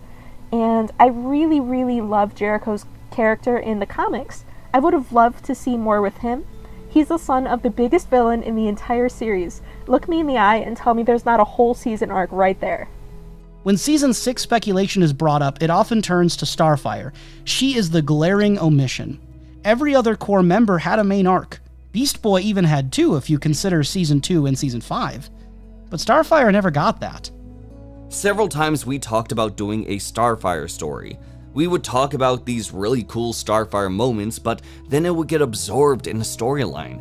Rob talked about doing an Omega Men story, and we were thinking about Starfire going home and tying the Omega Men to it, but every time we talked about doing a Starfire arc, it would get absorbed into a story.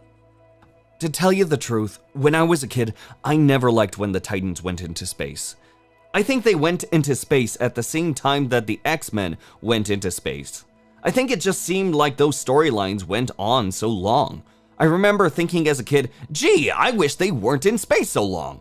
that might have been the other reason why I didn't want to do a big intergalactic epic. I think the Titans worked best as Earthbound teenagers. I think you can't really take that and continue into space. If they had gone forward with a Starfire season, Rob Hoagie's idea was to have her go back home and realize that she had changed because of her time on Earth, and now she was an outsider even among other Tamaranians. And I think that potentially could have worked. Murakami also reasoned that they never underutilized Starfire, because she had episodes throughout the seasons. They'd used most of the story ideas they had with her as the show went on, so even if it wasn't one single clear focused arc like the others had, she was always present and always developed. I feel that as a result, Starfire might be my pick for the character that changes the least over the course of the story. But even as I say that, I think Starfire's a great character. Her anxieties about being an outsider and about being perceived as strange or wrong are so relatable and interesting. And she's also such an important member for the team.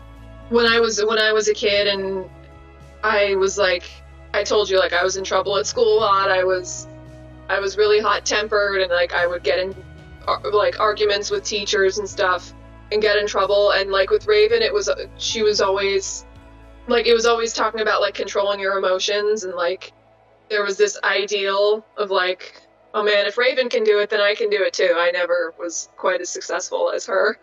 But like now that I'm older, it's like the opposite. I'm very like honest and like saying however I feel. You know, I'm an adult, so I'm not gonna like get in trouble. And if I'm really happy over something or like really sad, I can just express that. And I feel like that's what Starfire was to the team. She was like the heart of the team, where like she was the most open about, like, she never hid anything. I feel like I noticed Starfire more, you know, when I rewatched the episodes as an adult. There's two episodes that always jump out at me when I think of Starfire.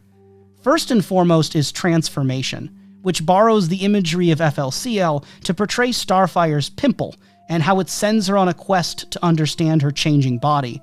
It's an obvious allegory for puberty and the fears that come with it, but it's done so well, and I think it really captures some of the horrors of adolescence in a way that I haven't really seen a lot of other media quite articulate.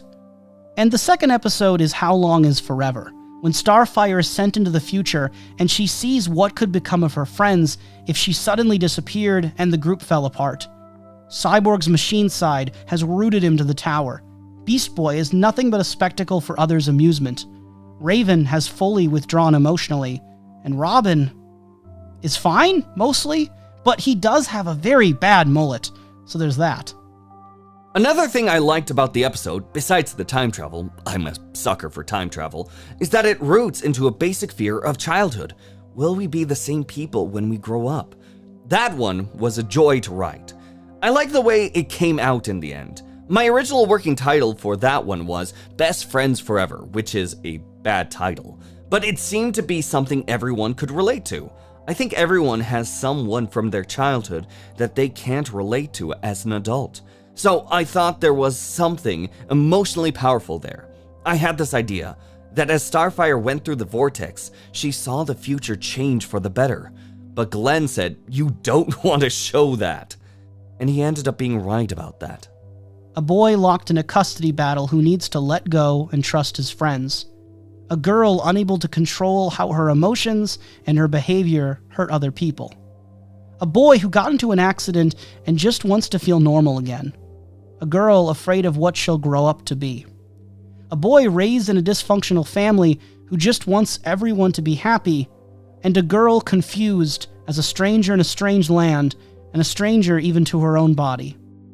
A group of writers, directors, and other creators got together over 3 years and made stories about what they thought were real emotions and situations that kids and teens deal with. Sometimes the episodes were silly, sometimes they were exciting, and sometimes they were on the pulse of something real. Honestly, I can't quite put it into words why I love Teen Titans so much, but it will always have a special place in my heart. I'll always revisit it, especially when I'm going through a rough patch in my life and I need my comfort show. I feel like every character kind of has their arc of like, they grow and overcome their issues and become better because of each other. Especially, of course, you have characters like Raven, who spent her whole life knowing that she was gonna like literally cause the destruction of the world, and then she meets these friends who like they find out. Remember, she was so worried about her friends finding out, and then they don't care. They're like, we still love you. Or like Starfire coming to a new planet and not knowing the language, not knowing anybody, and then like how she has these friends who like help her become an Earthling, for lack of a better term. Or like Cyborg, how he's always stressing about like, I'm not really human, you know, I'm like, you know, he used to be like this football star and stuff, and then I'm not like that anymore, and I can't reach my full potential. And then his friends teach him that like, actually you can, because friendship, you know, like I feel like each character like has that. So I feel like that's the message, like your friends helping you be the best you can be, and like growth through teamwork and through friendship and through like finding people who accept you. Things change. Things go away. And then all we're left with is a memory. But a memory can be beautiful. It can remind us of where we've been, what we struggled through, what made us laugh and be happy. Sometimes it's friends and family who support us. And sometimes it's fictional characters who give us the hope we need and teach us how to grow. Perhaps I've been uncomfortably sincere at points. People so often want to avoid cringe, or they'll condemn cringe. But man, sometimes I just want to look back. Nostalgia can be a good thing if you're willing to look at your past with open eyes and an open mind. Through reflection comes more appreciation and more understanding of the things you love and of yourself. This is a small YouTube channel, and this was a huge project for me. If you enjoyed the video, consider throwing a like my way. It helps the algorithm, but it also lets me know that this was valuable to people. And if you want to share how and why Teen Titans was special to you, I'd love for the comments section of this video to be a space for people to share their experiences. Teen Titans was special. And I want to thank Glenn Murakami, David Slack, Amy Wolfram, Rob Hoagie, and the rest of the cast and crew of Teen Titans for giving kids a show that took them seriously, made them feel things that weren't always easy, gave them hope to move forward, and taught us all that mustard can be a delicious beverage.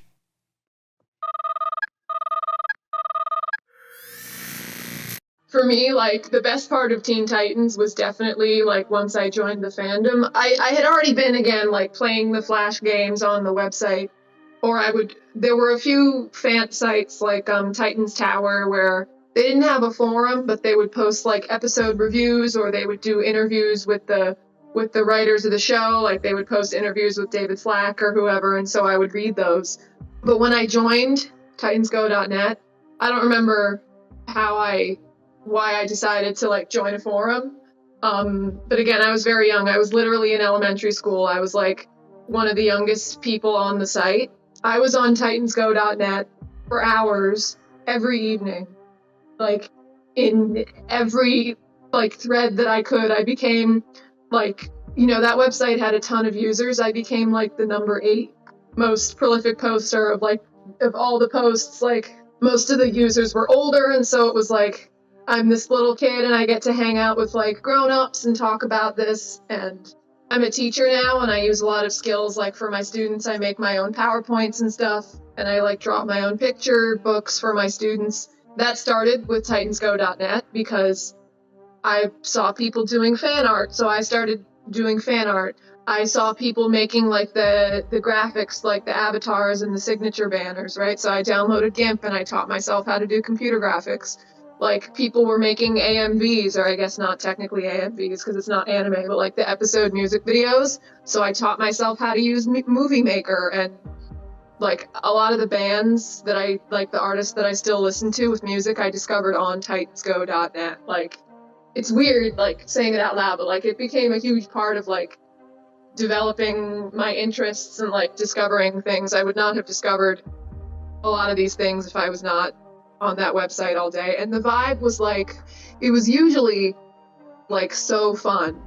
You know, I learned to recognize the users, and like some of the users were just so funny and sarcastic, and like I scrolled for hours just like laughing my ass off, like reading what people were saying. Some of the jokes I didn't even really understand because I was so young, but like I knew that these people were funny. Like the administrators usually were really hilarious and sarcastic. Whenever there was like a troll that would come along and like get banned, you know, that then there would be these like legendary trolls that like I still remember, just like the funny inside jokes that would develop from that. Fandom in the early 2000s was much like it was today, where some people are chill about it and just want to share their joy with other people, and some people go around trying to pick a fight. There was just less moral posturing back then. There was the same amount of people thinking their opinions were the only right ones, but for me, the draw of finding like-minded community has always overpowered the nonsense, like ship wars and character bashing and whatever else fandom trolls like to spend their time doing. I always loved hearing people's thoughts and perspectives, and of course it's a great way to get recommendations for other media to check out, or fanfictions to read, or just make friends and have fun in a community. Every single friend I've had for more than 10 years of my life actually happened because of a fandom. In fact, back when we were 11 and 12 years old, the very first thing I said to the girl who is now my girlfriend of 8.5 years was, "Do you like Teen Titans?" And the rest was history. When you first joined this board, you knew that someday it would cease to exist, or you would stop coming to it. You knew that the minute you logged in, but the point of this board isn't to last forever. It's to last long enough for people with similar interests and ideas to share and discuss, widening their realm of understanding and ultimately making them a better person. This is the forum where I learned what a real forum was, where I learned to make avatars, make fan art, and make fan fiction. Before I came around here, I didn't really know what fan fiction was, let alone how to write it. I learned darn near everything because of this board. It's given me a lot more than I've given it. I'll do everything I can to be on this forum until its last day. I'll still keep posting things I think about and things I want to discuss. You don't stop doing something just because you know it will end someday, because then nothing would ever be started. If there's one thing my father taught me, it's to be loyal to what you believe in. Teen Titans was one of the few things that brought me happiness in my pissant life. It did something no other show could. It made me think. Something so small as simple dialogue between characters makes an influence on the right person. The show actually changed more or less the way that I think about life. Persistence pays off. If I may quote Hideo Kojima on Metal Gear Solid 4, it has been 18 years since the first Metal Gear game, and probably the fans have changed along with the series. They've gotten married or have children or are living in hard times. I wanted to give those users a pat on the shoulder and say, Snake's this old, but he keeps on going. Never give up. There is always hope. It is always darkest before the dawn. I will continue to reply on any and all topics posted, welcome new members, and generally be the best that I can be. Then, if and when this board finally falls, I will stand beside it, sword at my side, and salute in humble gratitude for all the memories I've made here. Memories will never die. Hurrah! It's about family. It's about loving your friends and finding your support system and being there when they need you too. It's about learning to understand people from other walks of life or with other needs or other backgrounds and coming together to make something better. I think it's important to note that the show handled really dark, heavy topics in a delicate way that a 10-year-old could understand. And it still holds up to this day, even as an adult. Things like racism, the embarrassment of puberty, manipulation and abuse, even how it's okay to show fear, something that adults that I've met don't even know to this day. It was all handled with more heart than I've ever seen, and the element of humor kept it from being too awkward or scary. The general trend of happy endings helped, of course. The fact that it could turn into Teen Titans Go later on proves that it didn't have to be just one thing. The show was not beholden to some kind of formula to work. The tone could change at any moment, and it would still be the show because the characters are that well realized. I wish those characters can exist forever, and thanks to Go, they just might. So I'm less heartbroken than I could be. I glanced at other media, but it was Go that the whole family loved. The first show that my wife, my kids, and I all laughed together with. It was a bonus gift I wasn't expecting. It tackled a lot of issues. Just every character had their own kind of internal quarrel, and those problems or issues or whatever got addressed in the show, and it showed how the characters handled those issues. It was willing to be edgy. It was willing to be extremely dark at some points. And again, at that time, it tackled a lot of the mental, internal struggles that they were having, which is a big thing, because it showed that even, kids, teenagers around that age deal with stuff. They deal with a lot of struggles, and some people may not understand that.